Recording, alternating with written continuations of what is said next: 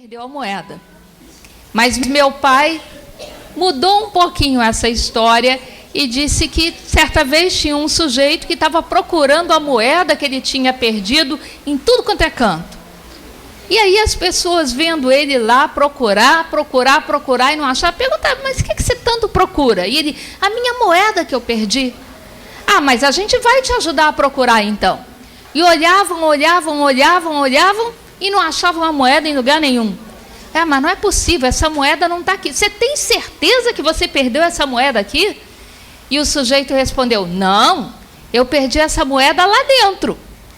Ué, se você perdeu lá no quarto, por que você está procurando aqui na sala?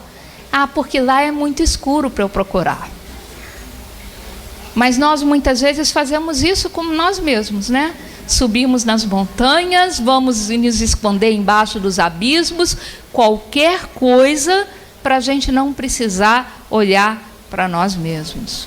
Porque a gente tem medo daquilo que vai encontrar.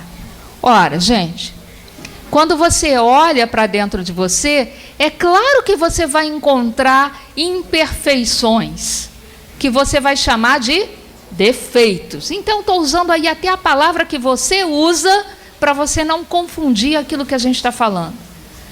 Só que, na verdade, eles não são defeitos.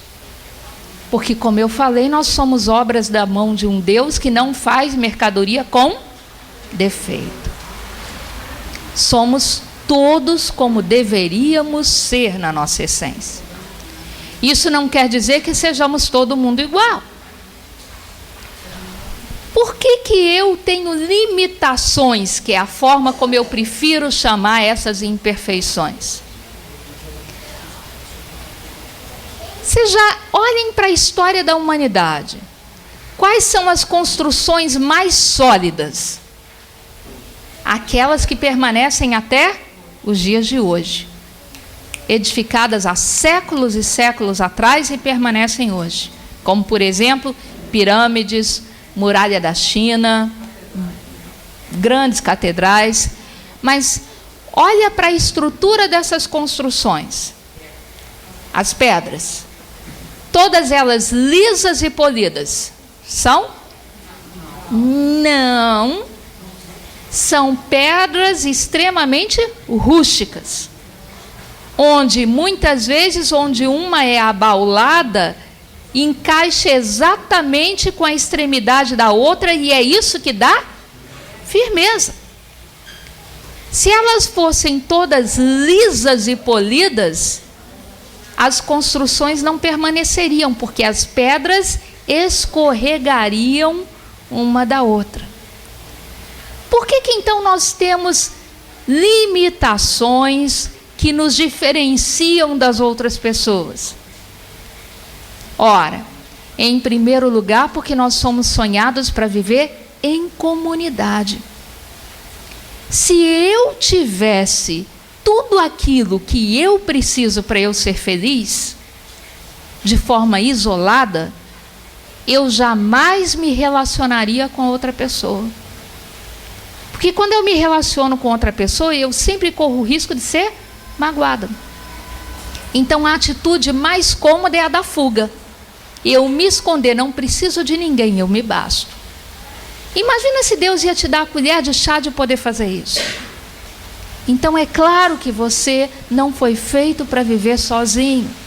E por isso, aquilo que você precisa para te completar, você vai encontrar exatamente no outro. Olha para dentro de você e enxerga o que você é, a sua verdade. Você vai encontrar onde você é que pode servir de sustento para a felicidade do outro. Mas vai encontrar também onde você é limitado e precisa reconhecer que você precisa do outro para ser feliz. Nós todos somos assim. Ok. Vamos trabalhar então. Oi. Hã? Ah, o desenho é de um arquiteto perfeito. Ah, qual desenho? Esse aqui? Esse aqui? Não foi a Lítia, não. Esse que eu peguei no Google. Imagens mesmo. Ok, mas você encontra coisas fantásticas lá. Mas uma coisa que o J. Maurus fala no livro dele, que eu acho fantástico. Quando nós contemplamos a natureza, que é imensa e é maravilhosa, nenhum de nós se sente humilhado pela grandeza da natureza em relação à nossa pessoa. Sente? Não. Mas a natureza é imensa. E, no entanto, a gente é capaz de olhar por ela sem se sentir humilhado. Mas quando a gente olha para outra pessoa, que é tão limitada quanto nós, quando a gente vê qualidades nessas pessoas, a gente se sente humilhado por não ser como elas. Vocês já perceberam isso? Olhamos para a natureza perfeita e ela não nos oprime.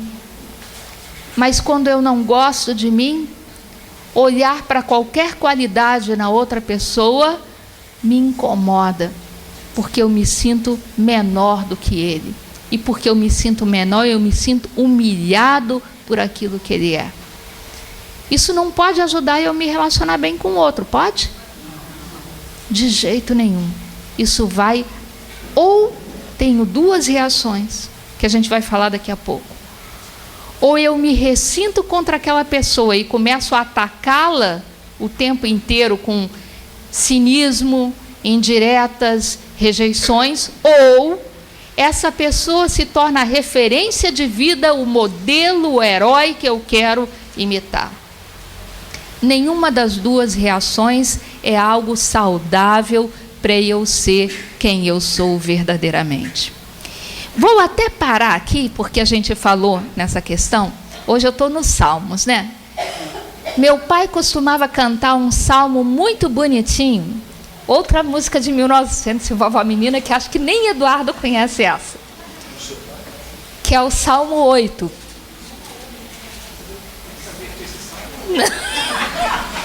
Se tem um 138, o 8 tem. Esse eu vou até cantar sem Eduardo cantar, porque acho que ele não conhece. Pode gravar? Eu cantando? Só se for para você desgravar depois. Mas ela é bem docinha. Helena, não durma, que a Helena disse que eu tenho voz de dormir, né?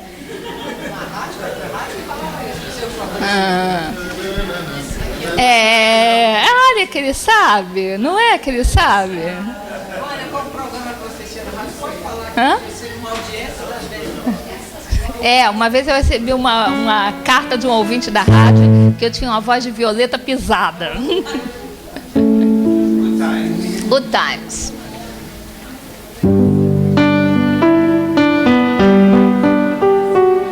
Você sabe ela mesmo. Como eu gostava de ouvir meu pai cantando essa música.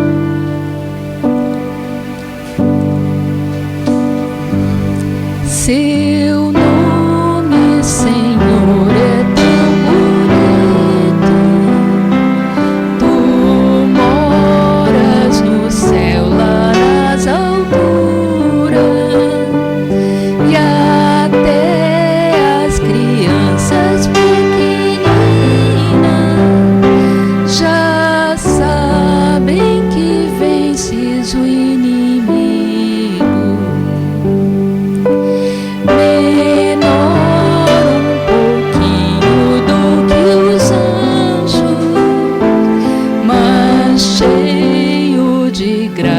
E de valor,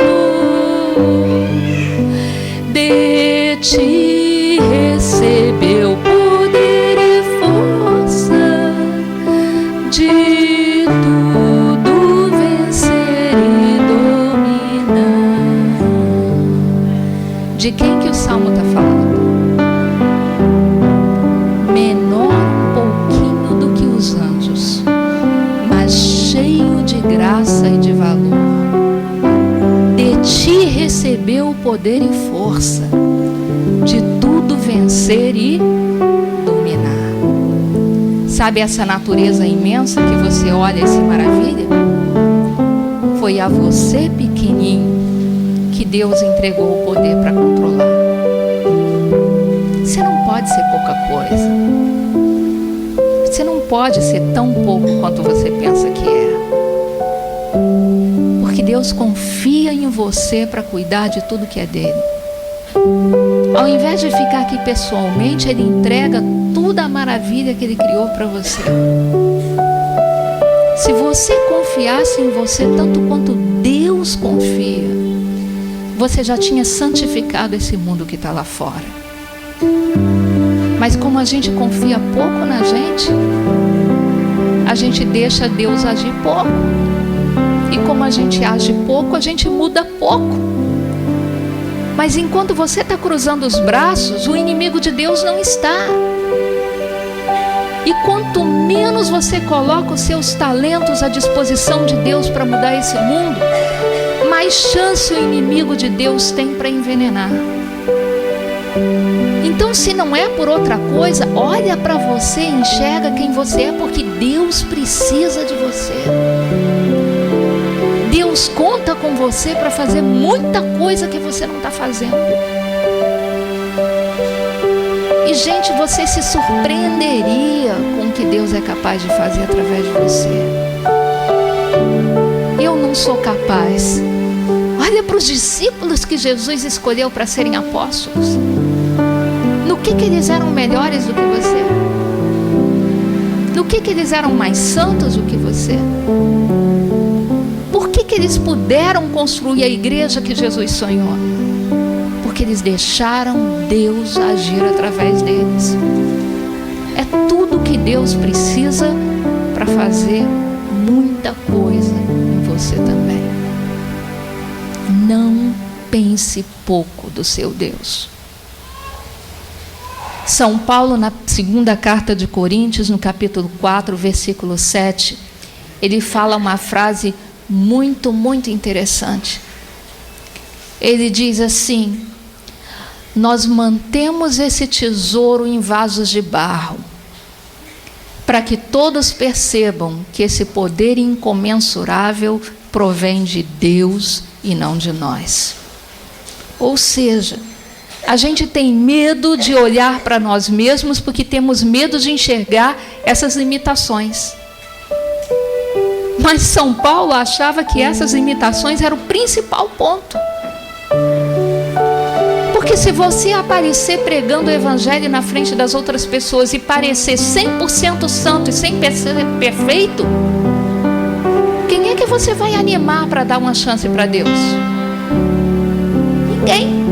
Essa pessoa vai dizer: não, isso é para fulano que é perfeito e santo, eu sou pecador e pequeno, não é para mim. Você evangeliza quando você mostra para as pessoas que, apesar das suas limitações, você é capaz de deixar Deus ser grande em você. Porque se Deus é capaz de agir através de pessoas, apesar das suas limitações, Ele também é capaz de agir através de você e daquele teu irmão que você quer convencer a largar as drogas e vir para cá e não consegue. Gente, não esconda de Deus o teu passado ou a tua realidade, não esconda do outro. Porque os maiores pescadores foram um dia os maiores pecadores. Porque a conversão de alguém que foi sempre santinho dentro da igreja não impressiona ninguém. Mas quando você vê alguém como Paulo, que perseguia cristãos, passar a dar vida por Cristo, isso impressiona você.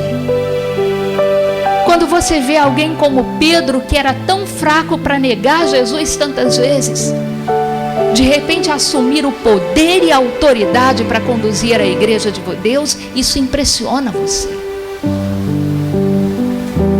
A tua história de vida, a tua realidade de vida é instrumento para Deus converter a sociedade.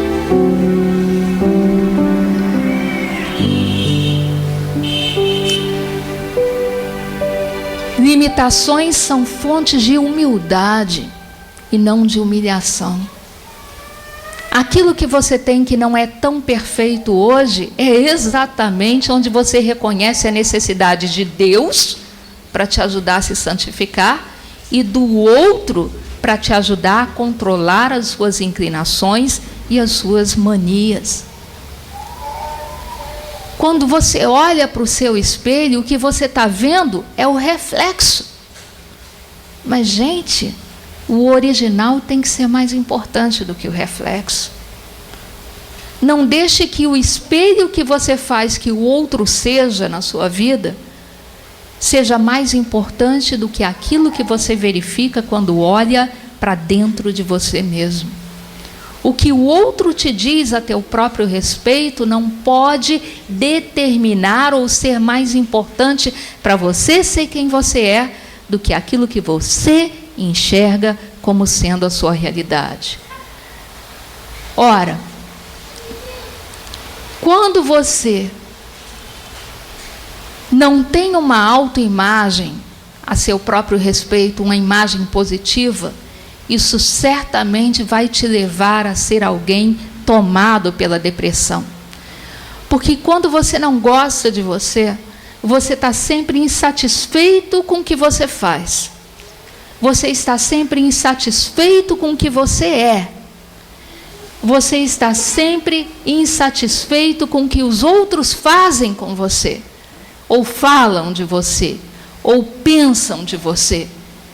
Então você sempre acha que você leva canetada vermelha, porque é isso que a sociedade faz. E desculpe, mas é isso que você faz com o outro também.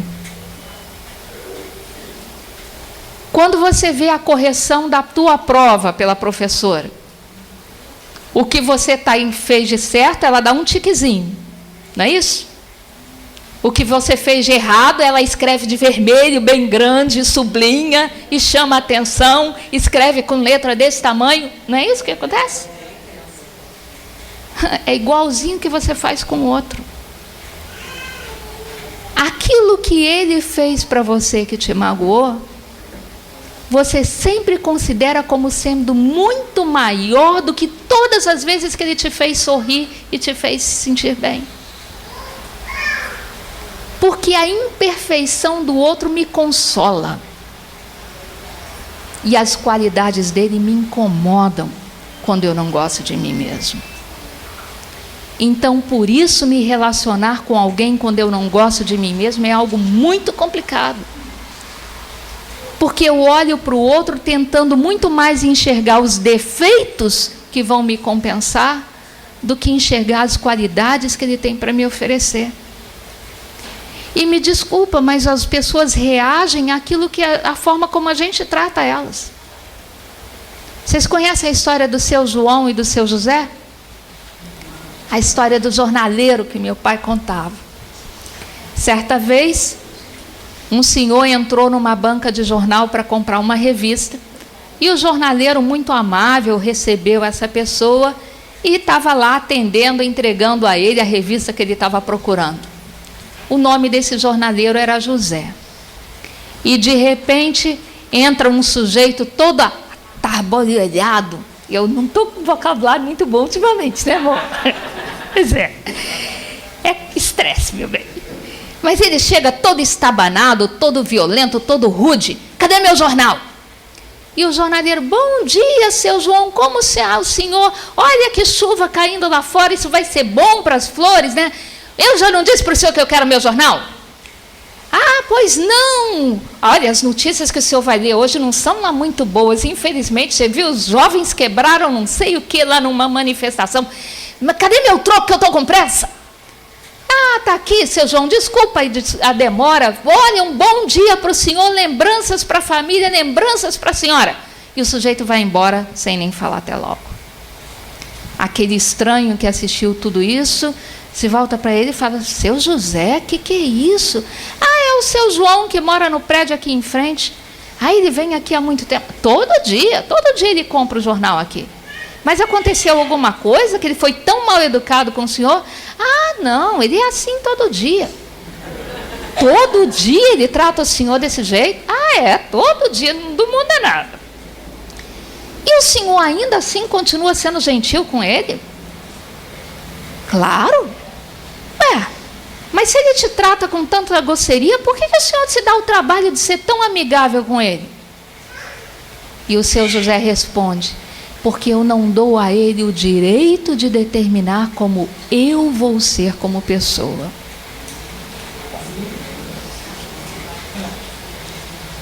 E nós fazemos exatamente assim com as pessoas que a gente lida e que a gente não gosta, ou que a gente aprecia demais e as qualidades delas nos incomodam. A gente, ao invés de agir, a gente reage. E como a gente reage muitas vezes rejeitando as coisas boas dessa pessoa, porque essas coisas nos incomodam, a nossa relação passa a ser sempre de reação à forma como o outro nos trata. Mas se você olhar para o outro, aquilo que ele tem de bom vai fazer tão bom para você. E se você olhar para você, você vai perceber que tem tanta coisa em você que vai fazer tão bem para ele. Porque vocês não são pedras polidas e lisas, mas exatamente pedras que foram sonhadas para se encaixar. E funciona de forma tão mais perfeita assim. Ora, o efeito de eu não gostar de mim e sofrer de depressão por isso é que eu sou eternamente angustiado. Porque eu nunca sou feliz em olhar para mim e ver quem eu sou. Eu estou sempre lamentando não ser como o outro é. Eu tenho uma falta de esperança tremenda, porque eu penso, se eu sou assim, não tem jeito, e eu nunca vou mudar, e eu nunca vou ser melhor, e isso é uma mentira. Você não precisa ser melhor do que você já é.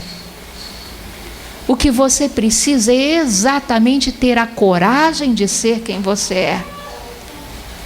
Porque como você não gosta de você e foi começando a procurar as máscaras que você achava que precisava usar para agradar o outro, nem você mesmo sabe quem é você embaixo de tudo isso.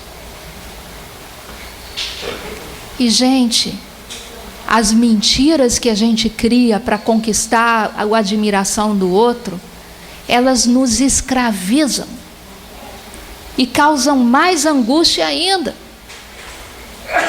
Porque você nunca é capaz de se lembrar exatamente qual foi a mentira que você contou da última vez que esteve com aquela pessoa.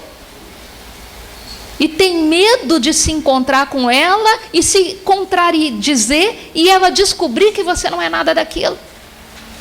Então, ao invés de você esperar o outro chegar com alegria de encontrar, você já começa a rejeitar aquela pessoa, aquela aproximação daquela pessoa de antemão. Porque vai que ela descobre que você não está num bom dia para conseguir enganá-la, para ela poder admirar você e conquistar você. Na época de namoro, então, isso é um inferno. Porque como a gente está querendo colocar o peixe na rede, é isso? A gente sempre gosta do que o outro gosta, né?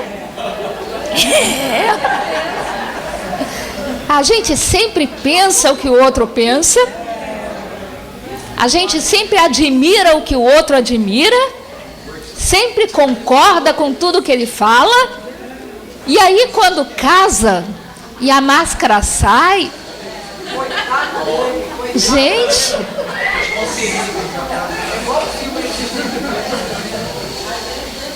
não ser quem você é muito cansativo, é muito angustiante e vai te fazer mais deprimido ainda. Você começa a fingir que é mais do que você é para o outro para fugir da depressão de não gostar de quem você é. E acaba sendo mais deprimido ainda por toda essa situação que você cria ao seu redor. Terezinha está dando uma dica para a gente indicar o Jó para fazer o retiro antes de casar. É uma boa. E sabe, esse senso de desvalor, por menos que você perceba, eu não vou falar muito agora, porque é exatamente a nossa última colocação hoje, ele acaba atrapalhando a sua vida espiritual. Por que que atrapalha a tua vida espiritual? Por uma razão muito simples. Se você não gosta de quem você é e foi Deus que te fez assim, como é que você vai gostar desse Deus que te fez tão limitado?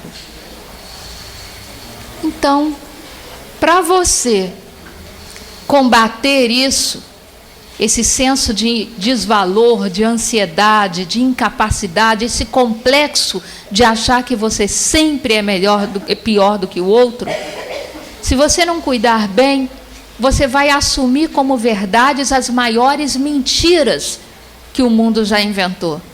Eu não presto para nada. Se você não prestasse para nada, Deus não teria te colocado aqui. Porque Jesus uma vez diz que Deus não atira pérolas aos porcos. Se você não servisse para nada, não prestasse para nada, Deus sequer teria te criado. Mas se Ele te criou, é porque esse mundo precisa de você. Nunca serei nada.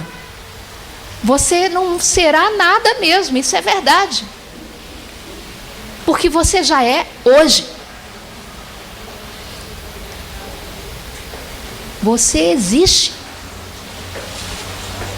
E para de ficar olhando para o que você acha que nunca vai ser e começa a ser quem você já é. O melhor que puder. É isso que Deus precisa que você seja. Ninguém gosta de mim. Essa também é uma grande mentira. Você, na verdade, é muito mais crítico a seu próprio respeito do que as outras pessoas são. Mas isso a gente vai falar na nossa próxima conversa. Não é agora. Tudo que eu faço dá errado. Nós temos essa mania de termos uma atitude, muitas vezes, de coitadinho. Quem sou eu? Não presto para nada, não sirvo para nada, não vou fazer nada. Primeiro, é muito cômodo. Porque se eu faço os outros acreditarem que eu não sirvo para fazer nada, eu não preciso fazer coisa alguma e o trabalho todo fica para o outro. E segundo, eu me preparo para não ter senso de fracasso. Porque se eu já avisei antes que ia sair errado, ninguém pode me cobrar algo de bom. Então eu não preciso ficar com medo de me decepcionar com aquilo que eu vier a fazer no futuro. Fica cômodo, né? Fica fácil. Mas não é para isso que Deus te sonhou. Não é para você esconder os seus talentos embaixo da terra. Ora, se você tem baixa autoestima, você sempre é inseguro, gente. E não é isso que Deus quer. Eu amo o meu Deus. E amo a forma como Deus muitas vezes sutilmente nos fala das suas verdades. Certa vez houve um sujeito chamado Elias. E essa história está no livro dos Reis, no capítulo 18. A rainha daquela época era uma sacerdotisa de Baal. E mandou então matar os profetas e os sacerdotes de Israel. E sobrou um, chamado Elias. Elias, então, cansado daquela realidade, ele resolveu lançar uma competição, porque o povo já não sabia mais que Deus seguir. O Deus da rainha ou o Deus de Abraão, de Isaac, de Jacó, que eles tinham aprendido a acreditar. Elias, então, para esclarecer para o povo de uma vez por todas quem era o Deus verdadeiro, se o Deus da rainha ou o Deus da história de Israel, ele lançou um desafio.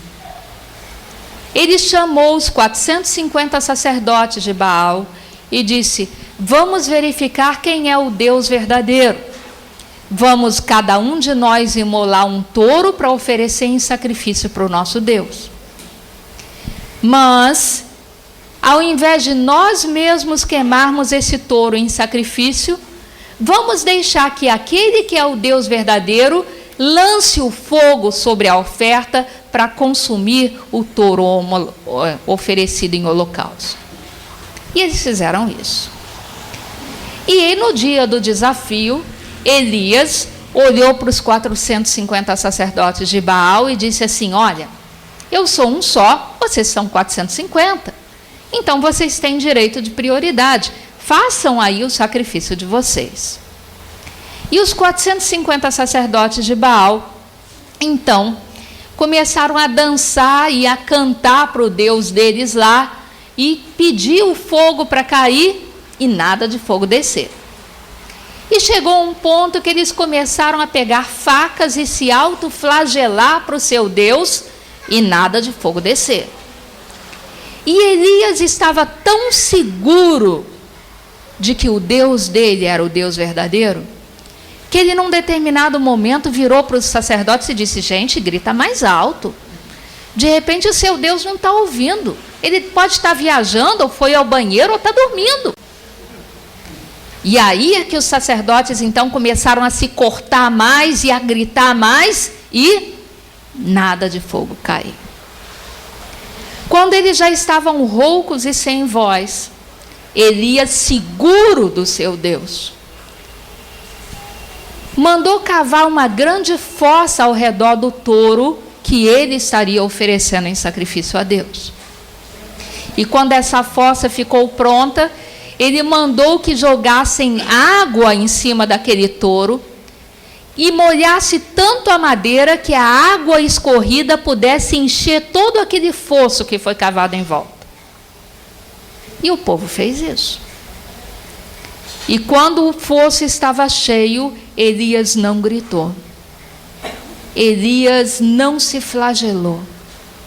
Ele, seguro da sua fé, ele ergueu os olhos para o céu e disse: Senhor meu Deus, mostra que tu és verdadeiro e que escutas quando te falamos. O que aconteceu? O fogo desceu do céu e consumiu aquele holocausto. E aí a gente pensa, esse Elias era perfeito na segurança dele com as coisas de Deus. Claro que não. Quando a rainha soube disso, resolveu então botar todo o exército dela atrás de Elias, para cortar a cabeça dele. Porque afinal de contas, ele tinha desmoralizado a religião dela. Deus então manda Elias fugir e andar 3 dias numa direção que ele iria se encontrar com ele. Ora, Elias entrou na caverna para esperar que Deus fosse ao encontro dele. E de repente Elias escuta uma grande trovoada e saiu para fora da caverna esperando que Deus estivesse lá. Mas Deus não estava. Elias voltou para dentro da caverna. E ele ouve o barulho de uma grande labareda, de um grande fogaréu. E ele sai correndo da caverna pensando que Deus estivesse lá. Mas Deus não estava lá. De repente, Elias volta para dentro da caverna e ele ouve o barulho de um grande terremoto. O que Elias faz? Sai correndo da caverna pensando que Deus estava lá. Mas Deus não estava lá. Elias, todo desanimado, volta para dentro da caverna. E de repente Elias sente o sopro de uma brisa leve e suave. E Deus estava lá. O nosso Deus não é alguém que quer te consumir como fogo. Não é alguém que quer tirar o teu chão como um terremoto. Não é alguém que quer te forçar a ir aonde você não quer ir como um vendaval. É alguém que te quer seguro, confiante, caminhando pela sua própria vontade, pelo seu próprio coração, com teu próprio desejo na direção dele. Quem tem Deus não precisa ser inseguro de nada. São João, na primeira carta de João, no capítulo 4, diz para a gente uma verdade que a gente não assume, gente. Maior é o que está em nós do que aquele que está no mundo. Toda vez que você é inseguro das coisas, você está pensando pouco de um Deus que pode muito. E porque você pensa pouco, ele tem oportunidade de fazer pouco. Porque ele respeita o teu livre-arbítrio. Ele não pode fazer o que você não espera receber. Então, vamos mudar a nossa atitude. Vamos pensar grande a respeito do nosso Deus, porque o nosso Deus é grande. E vamos pensar muito a respeito de nós mesmos, porque somos obras das mãos de um Deus que é grande e que quer e espera fazer grandes coisas através de nós. O nosso problema é que a gente pensa que fazer grandes coisas é fazer coisas espetaculares. E fazer grandes coisas é fazer grande diferença. Meu evangelho favorito, todo mundo sabe, é o evangelho das multiplicações dos pães e dos peixes. Jesus alimentou quantos naquela tarde? 5.000 homens, fora mulheres e crianças que não eram contados. E sobrou, não sobrou? 12 cestos. Não foi isso que eles escolheram? 12 cestos. Sabe quem tornou esse milagre de Jesus possível, gente?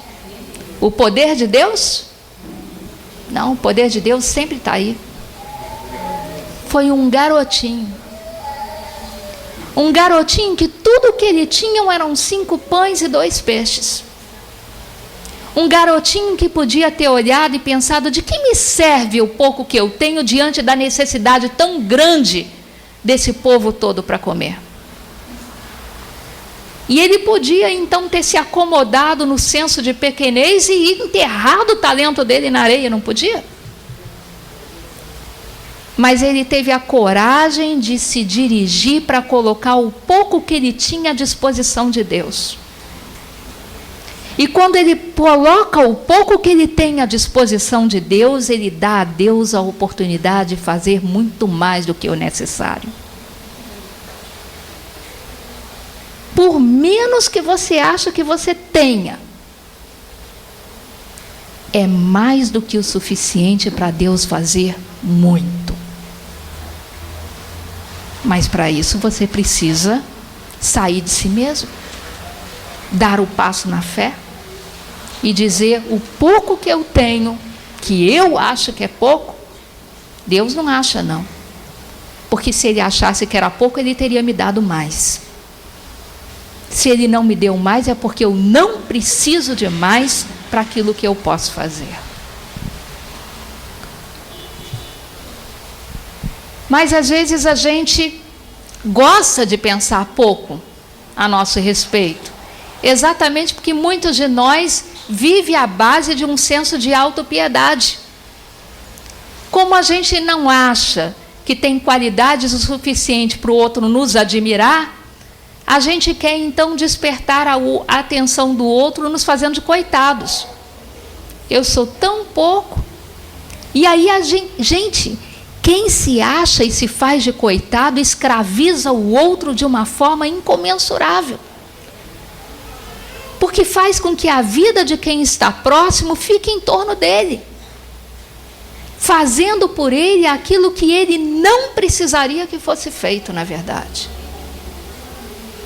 Então, se vocês acham que tem pessoas arrogantes nesse mundo que são extremamente vaidosas, e é verdade que tem, mas tem muito mais gente nesse mundo que gosta de ser coitado.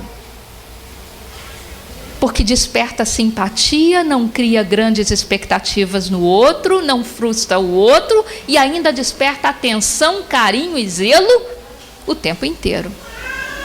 Mas isso não é verdadeiro. Aquele que você está ocupando podia estar servindo quem realmente precisa. E está ocupado com você. Desculpa, mas está na hora de você se curar. Porque Deus precisa de você são para carregar quem precisa. E não para ser peso na vida de quem já tinha que estar cuidando de outra coisa. Não é fácil, não é gostoso escutar, mas... E isso é algo que a mim me toca porque era a minha realidade. Era como eu chamava a atenção da minha família. Coitadinha da Vânia, que é doente, que não pode brincar com as outras crianças. Olha eu aqui. Era assim que eu despertava a atenção da minha família para mim.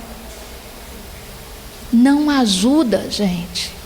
Não ajuda você, não ajuda o outro, não ajuda a sua família, não ajuda quem você ama. E não ajuda o seu relacionamento com Deus. Quando você se sente pequeno, ou você se acomoda, ou você se revolta. E passa a fazer do outro alguém com que você está sempre competindo para mostrar que é melhor do que ele. Também não ajuda você ser comunidade. Também não ajuda você ser igreja, não ajuda você ser um ser social. E você se torna extremamente sensível. Nós sofremos de ofendidite aguda. O J. Mauros conta uma história muito interessante. Ele conta a história do lençol. Vocês já ouviram a história do lençol? Eu acho que vocês já ouviram as minhas histórias. Vocês ficam falando que não, só para eu repetir outra vez.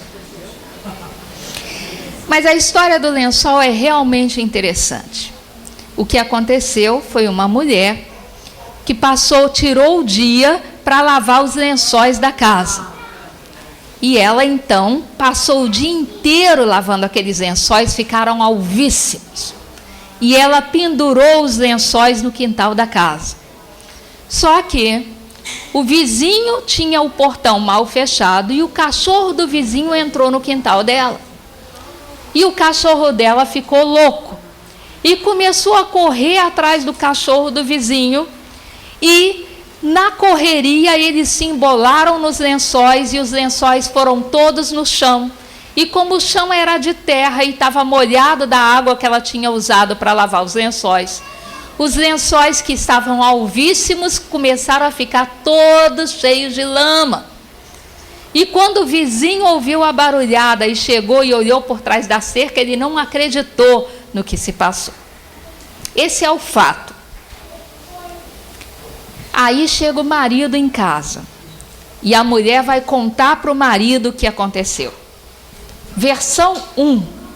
A mulher que tem hipersensibilidade e acha que tudo é feito para estragar a vida dela, para dar trabalho para ela, para incomodá-la, para explorá-la.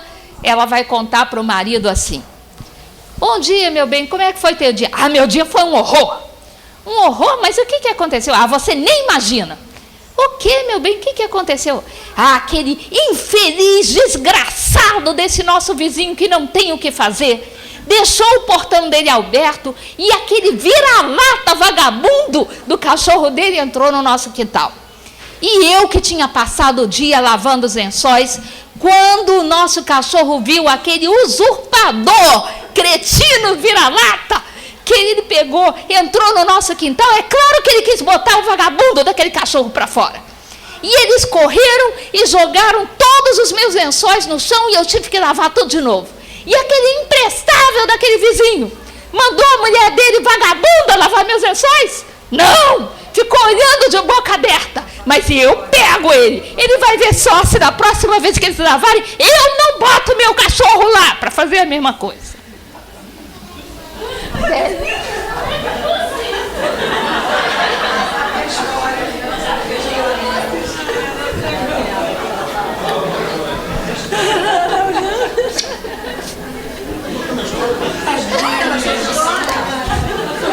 Segunda versão.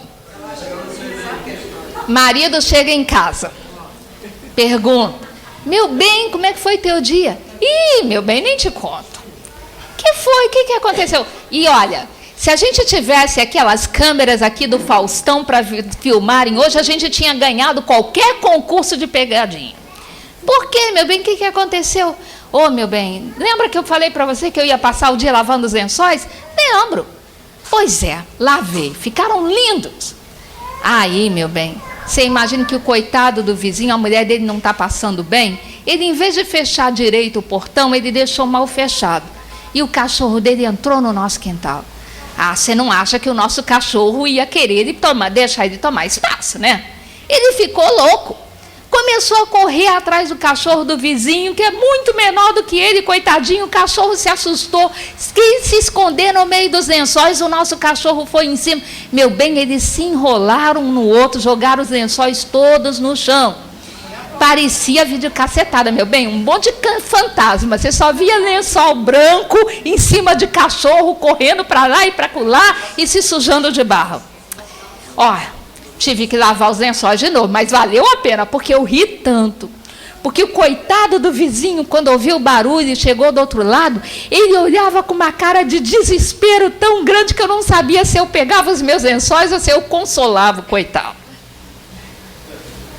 Gente, é a mesma história. Só que uma preferiu se enxergar na qualidade de coitada perseguida, que foi explorada.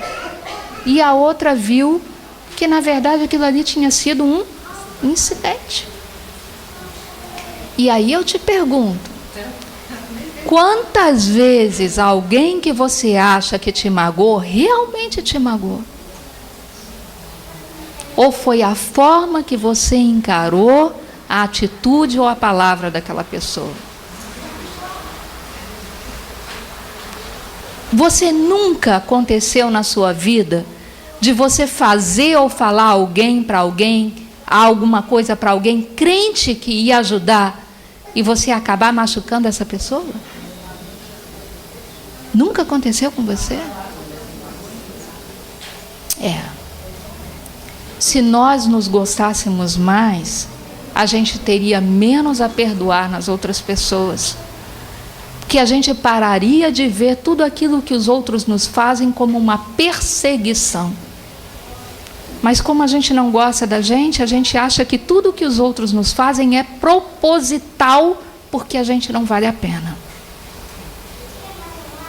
E alguém me perguntou hoje de manhã ainda, mas essa história de perdoar é de verdade? Tem que ser sempre? E para qualquer coisa que nos fazem, senão Deus não nos perdoa? Eu já disse que o dia que eu me aposentar, que eu finalmente for estudar teologia, eu vou escrever a minha tese em cima do perdão. E é verdade, não é a Vânia que diz, é o próprio Jesus. A única graça que você só recebe se der é o perdão. É o que você reza no Pai Nosso, não é? Perdoai as nossas ofensas, assim como eu perdoo aquele que me tem ofendido. Se eu não quero perdoar, o que eu estou dizendo para Deus é: não me perdoa, porque eu prefiro guardar rancor contra o outro. Por que para Deus, que morre por nós de graça e sem pedir nada, por que para Ele é tão importante que a gente perdoe o irmão? Quer mesmo ouvir a resposta?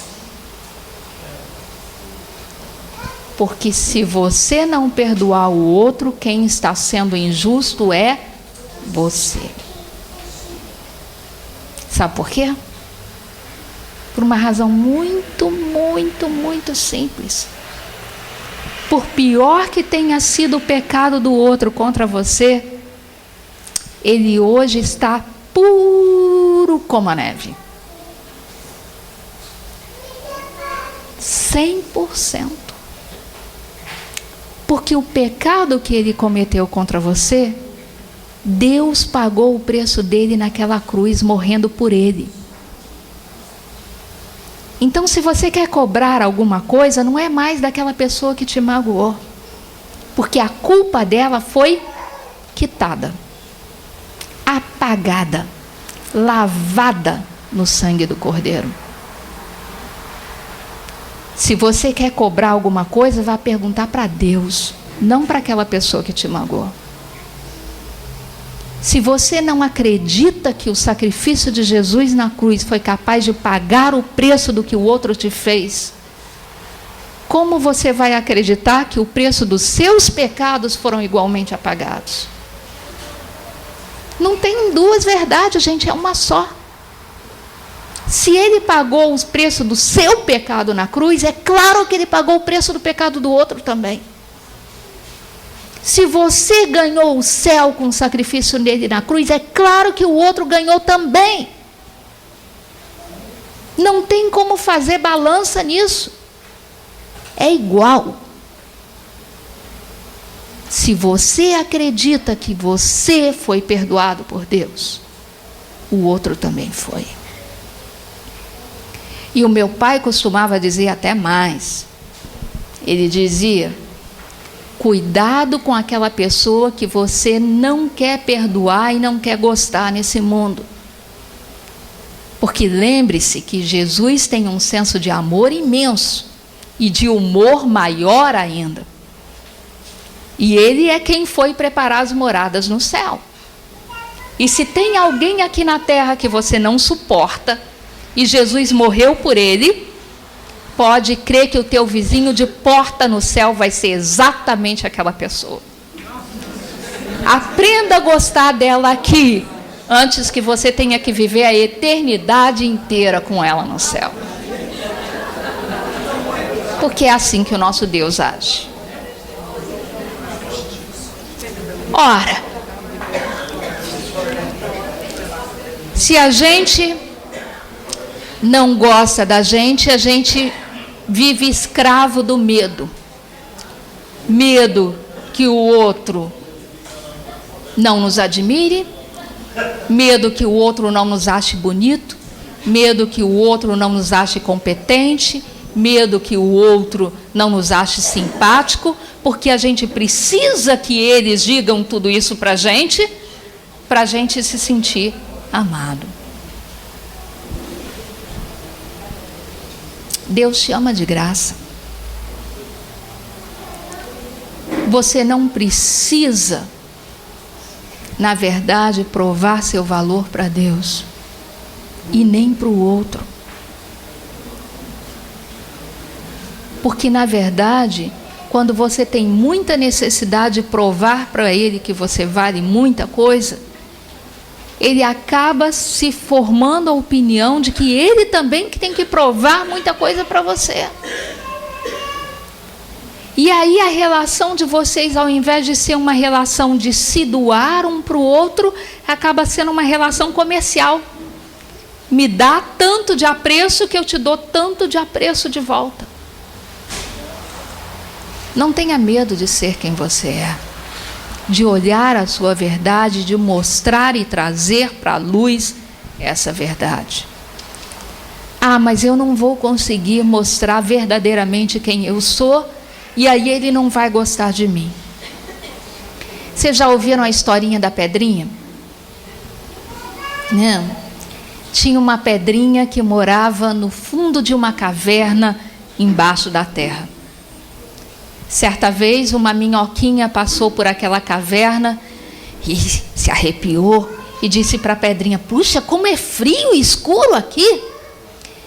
E a pedra disse: frio? O que é frio? Ué, você não está sentindo frio? Não, o que é frio? Ah, frio é isso que a gente sente na pele quando vive num lugar tão escuro quanto esse lugar. E aí a pedra se volta para a minhoca e fala: mas aqui é escuro? O que é escuro? Escuro é um lugar que não tem a luz. Mas o que é a luz? Você nunca viu a luz? E a pedra disse: não.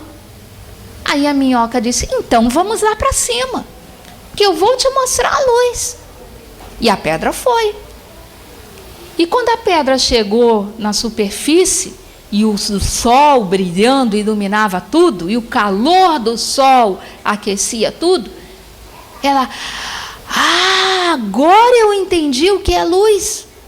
E agora eu entendi o que é calor. Puxa, sol, você é maravilhoso de ser tão brilhante, tão quente. Lá no lugar que eu vivo é tão frio e tão escuro. Agora eu entendo o que é isso. E o sol se voltou para a pedra e perguntou: frio? Escuro? O que é isso? E a pedra falou: mas você não sabe o que é frio?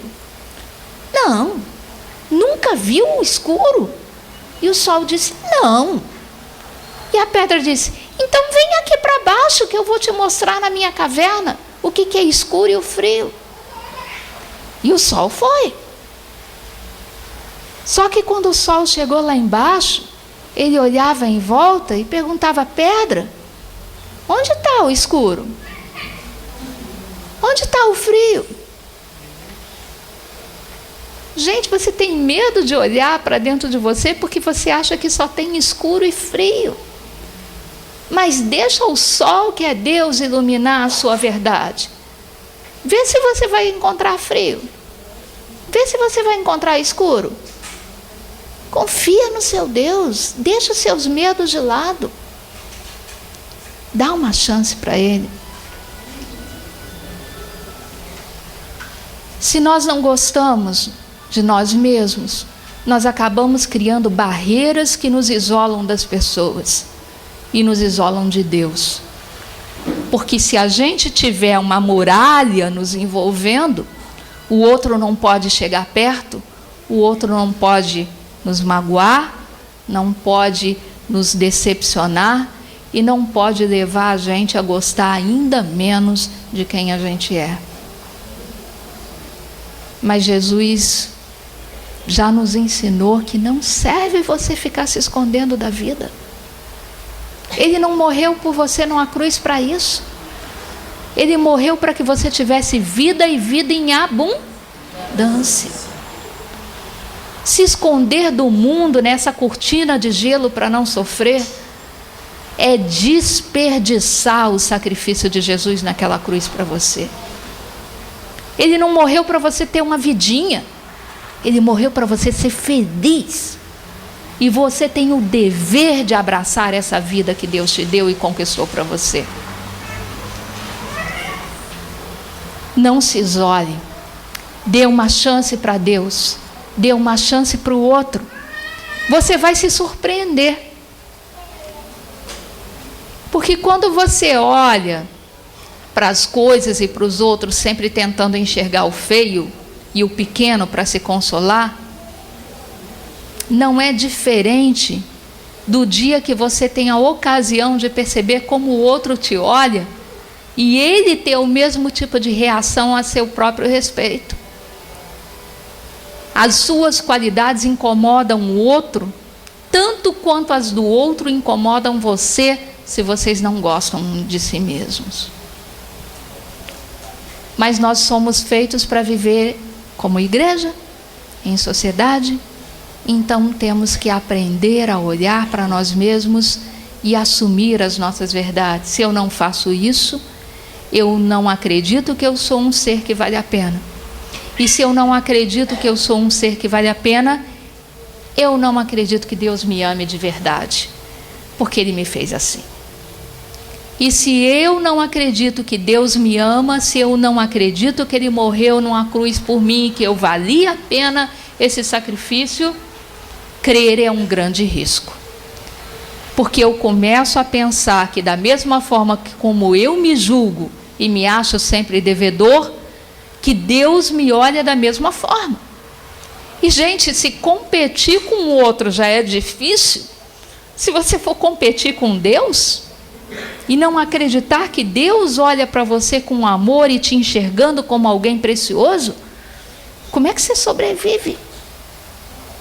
O senso de humilhação aí é maior do que o diante de olhar para a natureza grande, porque Deus é maior do que a natureza. Então, para eu acreditar e amar esse Deus, eu tenho que acreditar que a criatura que Ele fez, que sou eu, é alguém que vale a pena. Se isso não acontece, fica complicado. Chiquinha, que hora você quer servir o almoço, meu bem? 1 hora. Perfeito. O que eu posso fazer se eu quero melhorar isso? Se eu quero ser curado? Se eu quero deixar de me ver como um coitado que não vale para nada e que não serve para coisa alguma? Eu tenho que assumir que quando eu olhar para mim, nem tudo que eu vou encontrar são qualidades. Já começa por aí. Não comece a querer olhar para a sua verdade pensando que você só vai encontrar flores. Não. Você vai encontrar limitações, sim. Mas você pode ter uma de duas reações. Ou achando que aquilo que você tem de limitação é algo seu que precisa ser com Deus trabalhado para ser melhorado, se precisar. Que muitas vezes aquilo que você vê como limitação é, como a gente falou, pura e simplesmente algo que está ali para te dar humildade e não humilhação. Ou você começa a fazer o jogo do empurra. E a gente aprendeu, infelizmente, a tomar essa segunda decisão no exemplo que a gente tem na história na Bíblia. O que aconteceu lá em Gênesis no pecado original? Adão e Eva pecaram, certo? Certo. E aí, quando Deus apareceu para eles e foi perguntar para eles se eles tinham pecado, eles bateram a mão no peito e disseram: piedade, Senhor, porque erramos. Não. O que eles fizeram? Culpa nunca era deles. Quando Deus pergunta para eles, e aí a gente vê, quando eles pecaram, a primeira coisa que aconteceu foi que eles perderam a inocência, né? Eles que estavam nus e não tinham vergonha disso, passam a ter vergonha deles mesmos. Passam a querer se esconder deles mesmos. E de Deus também. É uma grande consequência do pecado. Perderam a pureza de coração, passaram a ter necessidade de se esconder de si, do outro e de Deus. Ora, mas Deus foi ao encontro deles e perguntou para eles: por que vocês estavam escondidos? E o que eles responderam para Deus? Escondemos porque estávamos... Mentira. Eles já tinham feito roupas de folha de figueira, ou não tinham? Então, outra consequência do pecado, a mentira. Que é outra coisa que a gente usa quando a gente quer se esconder da gente mesmo.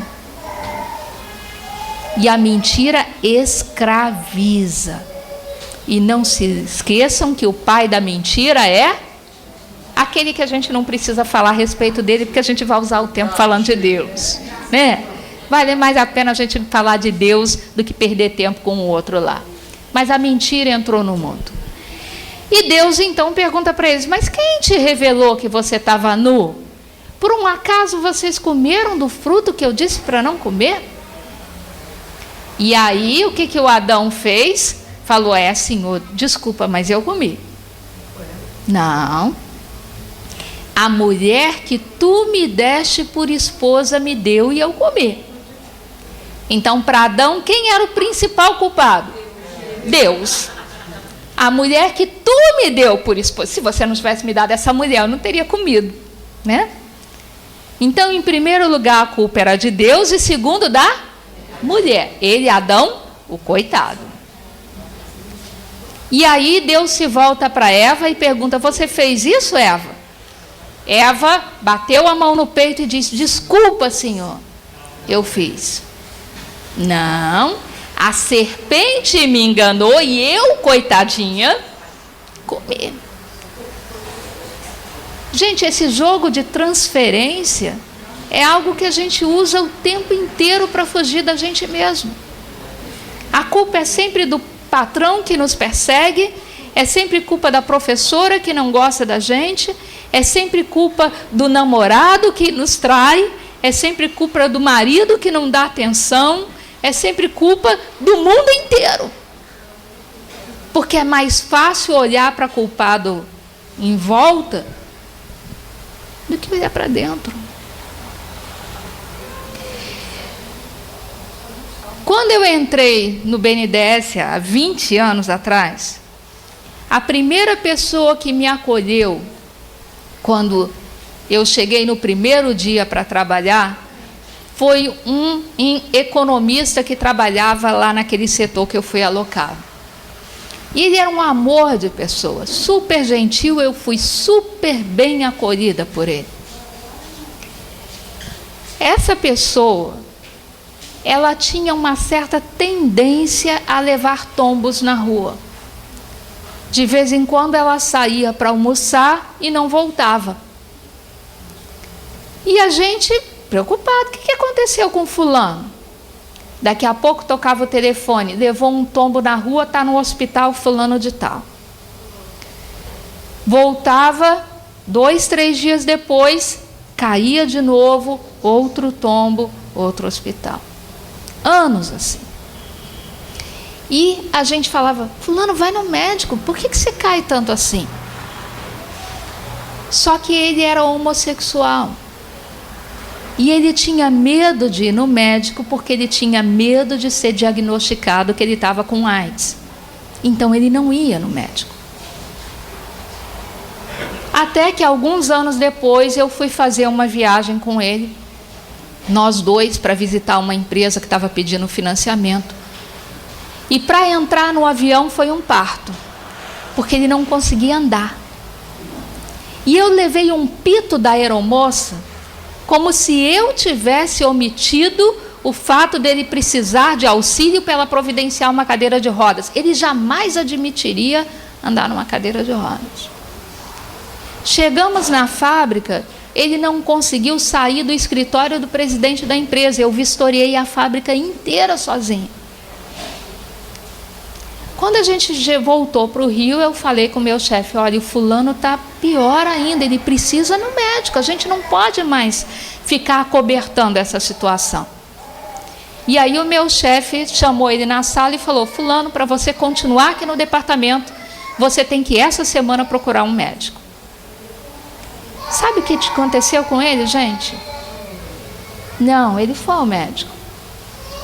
E a gente descobriu que ele tinha esclerose múltipla. A esclerose múltipla é uma doença que não tem cura e que não é reversível. Mas ela é facilmente controlável quando você diagnostica e começa a tomar medicamento. Ele hoje está paralítico numa cama. Ele podia estar andando para tudo quanto é lado. Mas o medo dele de conhecer a verdade fez com que ele só procurasse um médico quando a doença já era irreversível. Não faça a mesma coisa com a tua santidade. Olha para dentro de você com coragem de encontrar suas limitações. Porque só a partir do momento que você admite que tem um pecado, que admite que tem um problema, é que você dá espaço para Deus te curar e te santificar. Mas enquanto você fugir da sua verdade, como Deus pode te dar graça? Mas porque a gente tem tanto medo de encontrar mais escuro do que claridão, a gente tem medo de olhar para a gente. Que hoje seja um dia de mudança na sua vida. Um ponto de partida para o santo que você pode ser para Deus. Não é perfeito. Santo não é aquele que é perfeito. É aquele que luta contra as suas limitações.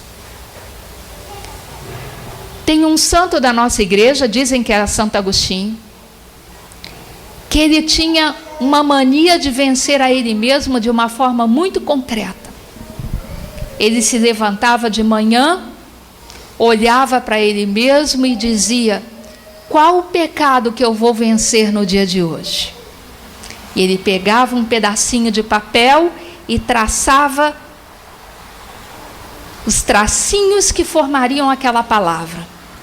Então, se por exemplo ele tinha que vencer a inveja, ele colocava um tracinho para o I, um para o N, um para o V, um para o E, um para o J, um para o A. Toda vez que ele tomasse uma atitude que mostrasse a ele que ele venceu a inveja, ele ia lá e botava uma letra. Mais uma coisa que ele conseguia, uma oportunidade que ele tinha tido de ser invejoso e ele venceu, ele ia lá e colocava outra letra. Quando ele completava a palavra, ele dizia: inveja, eu te venci, você não me controla mais. Dobrava aquele papelzinho, botava embaixo do travesseiro e no dia seguinte ele pegava um papelzinho novo e dizia: qual o pecado que eu preciso vencer agora? E traçava mais pezinhos. Quando ele morreu, encontraram um monte de papeizinhos embaixo do travesseiro dele. Enquanto você não admitir que tem problema, você não começa a agir em busca da solução e da cura. Então, olhar para si mesmo é essencial. Para de transferir, para de jogar a culpa para fora. Começa a ver aquilo que você pode fazer para ser alguém melhor. E para Deus ter a oportunidade de agir naquilo que você descobrir, você precisa ter um desejo sincero de ser curado. Por que sincero, gente? Porque a gente às vezes tem mania de querer, mas não quer. Não é isso? Eu quero o batismo no Espírito. Mas será que se eu for batizado no Espírito, eu vou precisar trabalhar tantas horas, ter reunião de servo todo dia, que nem fulano? Não quero não. Imagine, o que eu vou fazer o meu tempo? Não, e será que eu quero isso mesmo? Não, talvez eu não queira. Não. Se você tem dúvida, Deus não faz. Porque Ele não quer depois que você atire na cara dele de que Ele invadiu o seu livre-arbítrio e fez e mudou alguma coisa na sua vida que você não queria mudar. Então, se tem alguma coisa que está sendo difícil de ser vencido na sua vida, a culpa não é de Deus. Mas eu rezo para Deus me curar desse meu vício e não quer. Não é de Deus. É sua. Porque enquanto você não querer de verdade, Deus não tem a oportunidade de agir. Então o querer tem que ser sincero. Já falamos sobre usar as nossas limitações como instrumento para cativar a simpatia. E a gente tem um exemplo disso muito interessante. Por que o nosso querer tem que ser sincero? 5 minutos. A Chiquinha me disse 1 hora. Está muito longo? Vou fazer oração. Pode deixar. Certa vez Jesus encontrou perto de uma piscina que era tida como miraculosa, um paralítico. E se acreditava que um anjo agitava as águas daquela piscina. E que se alguém entrasse naquela piscina enquanto o anjo agitava as águas, essa pessoa seria curada. Jesus passa do lado dessa piscina e encontra esse paralítico. E Jesus é que toma a iniciativa de olhar para ele. Não é o paralítico que pede ajuda. Mas Jesus toma a iniciativa e pergunta para ele assim: por que você está tanto tempo aqui e ainda não foi curado? E aí ele diz: Senhor, quando as águas se agitam, eu sou paralítico. Quando eu me aproximo, alguém já entrou primeiro e já levou a cura no meu lugar. E aí eu acabo não sendo curado. Jesus ama aquele sujeito. E ele, sem entrar em piscina, sem nada, ele é curado. Mas sabe, gente, Nós muitas vezes estamos atrás das curas físicas de Deus, mas não das espirituais.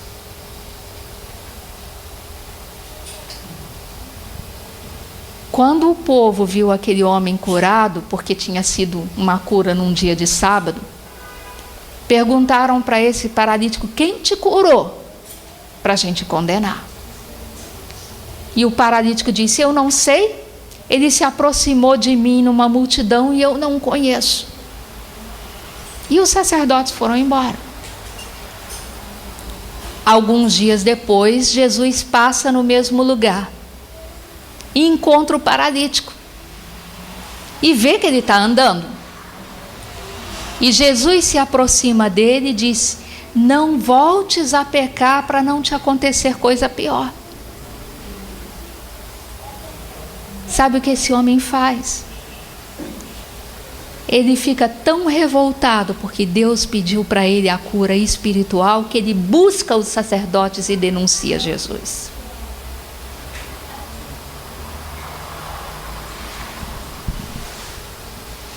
Nós adoraríamos que Deus sempre nos curasse fisicamente o tempo inteiro.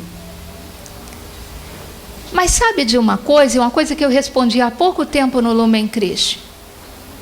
Para Deus curar você por dentro é muito mais importante do que curar por fora. Por mais terrível que seja a doença física que você tenha. Porque não importa que você tenha sangue, câncer e Jesus te cure. Você vai morrer de outra doença qualquer. Não importa que você seja paralítico e Jesus te cure. Você vai deixar de andar quando for esticado num caixão da mesma forma. Essa nossa vida é temporária, gente.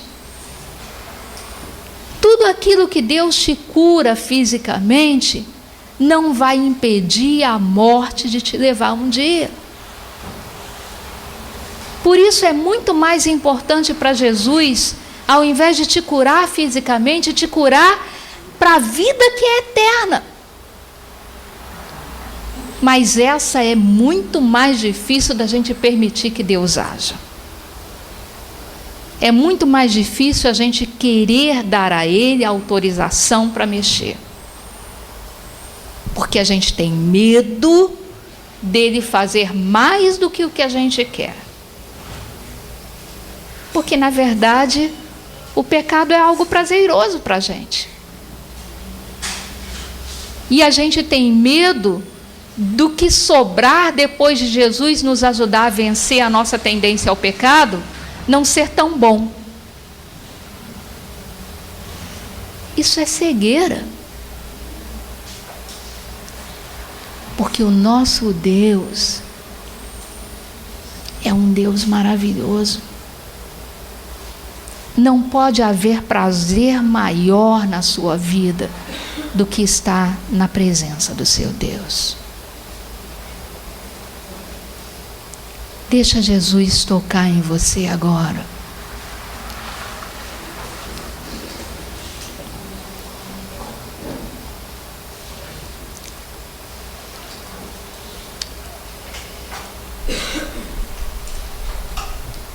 Nós queremos te pedir, Senhor,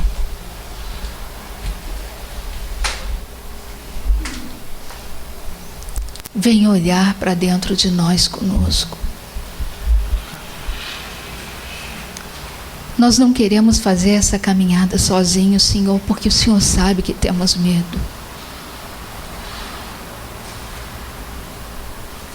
Mas vem ser esse sol, Senhor, que segura a nossa mão e desce com a gente na nossa caverna. Ilumina a nossa verdade, Senhor.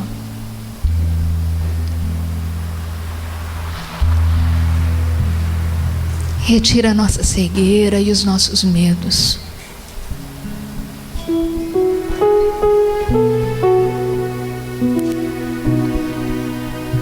Tu sabes que não somos perfeitos, Senhor.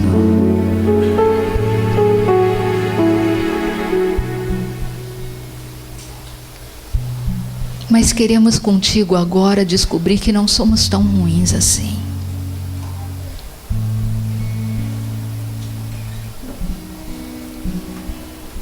Queremos olhar para nós, Senhor, e colocar nas tuas mãos todos os nossos defeitos e todos os nossos pecados, todas as nossas limitações e imperfeições.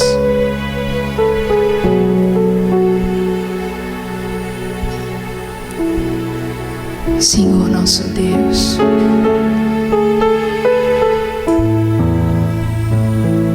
vem tocar e vem curar a cada um de nós, Senhor.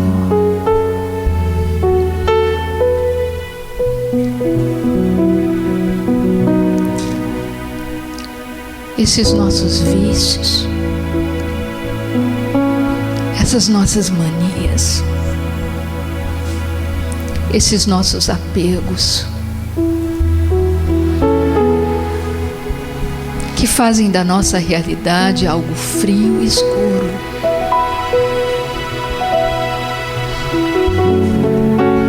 Nós queremos confiar nas tuas mãos, Senhor, e te pedir, Senhor, com sinceridade de coração, vem curar, Jesus.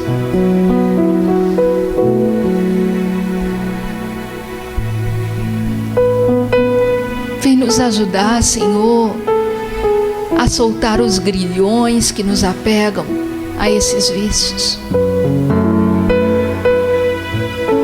Vem nos dar a coragem de dizer o sim que você precisa para nos libertar, Senhor.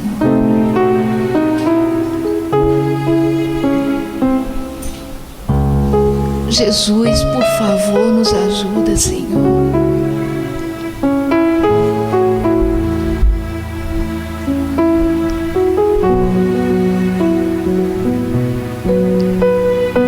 Toca e cura, Senhor, pelo poder do teu nome.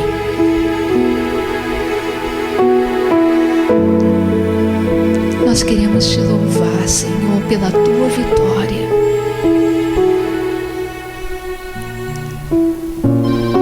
Porque quando o Senhor vence, nós vencemos juntos.